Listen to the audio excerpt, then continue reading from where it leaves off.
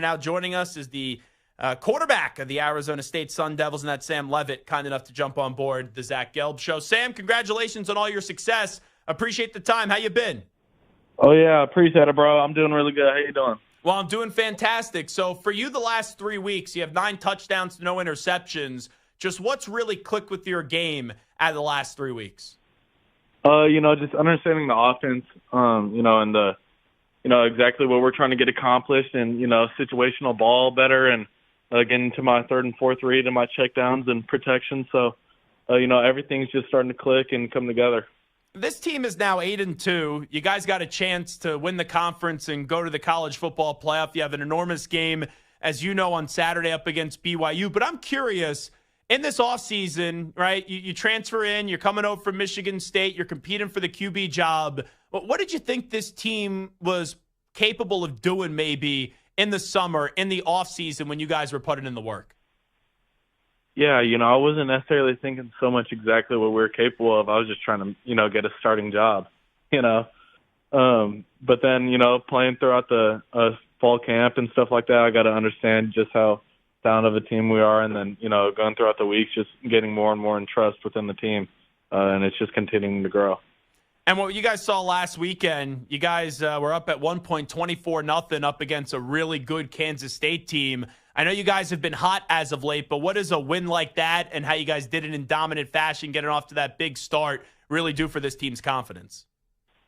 It was really good for us to be able to do that on the road, especially, having some struggles at Texas Tech and at Cincinnati. Obviously, I wasn't there for that game.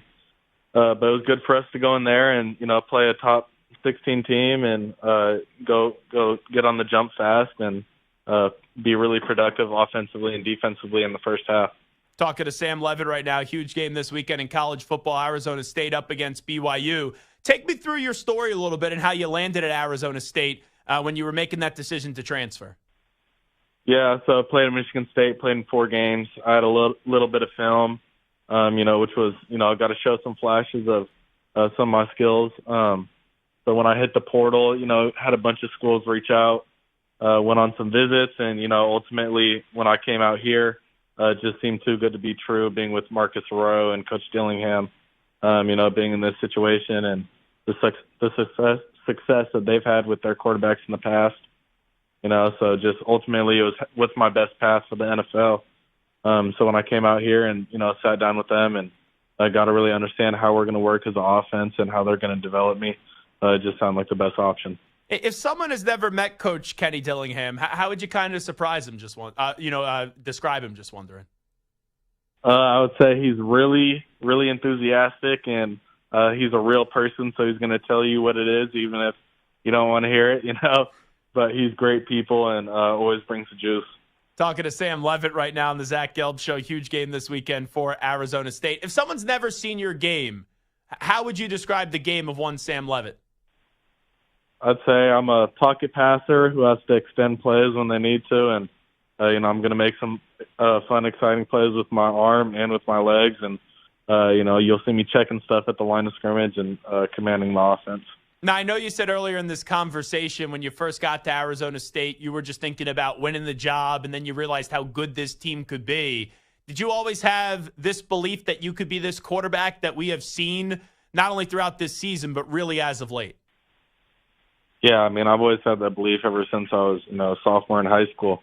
Always getting recruited, or I was under-recruited, and always had belief in myself, always trying to put myself out there, and then constantly just growing and trying to get better every single day. And, so I feel like I've always believed that I can be the best in the nation, and, ultimately my end goal is, which a lot of people's are, to be, the first overall pick and stuff like that. And, that's been my goal since day one.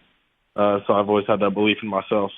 So how much work do you think needs to be put in for us to see the full version of Sam Leavitt? Like, how close do you think you are from showing that? Because this year's been impressive, but I'd imagine there's still a ways to go, right?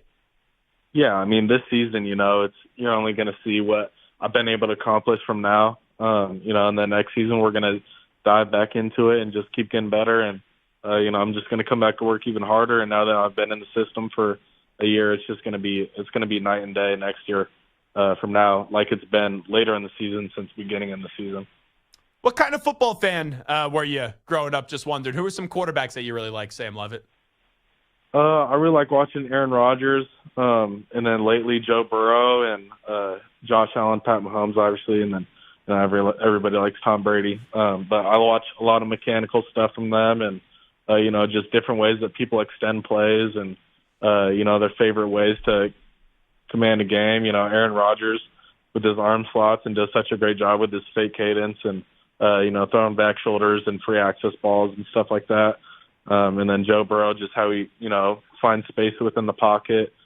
Seems like he's a magician in there. So I try to take bits and pieces from everybody and, correlate it to my game. When we look at some of your teammates, Cam Scatterbo, I know he's been there for a while, right? And he's been unbelievable, and he has so much success in college football. What is it like to be a teammate of his? Oh, it's incredible, to be around someone of that caliber and just be there every single day, see how he works and his mind. I don't think people really understand how smart he is, and how much he really thinks about the game. And so it's pretty special to be there in the backfield with him. And then one of your receivers, Jordan Tyson, has 58 receptions on the season, 833 yards and 9 touchdowns. I know he was at Colorado a few years ago, now with you guys at Arizona State.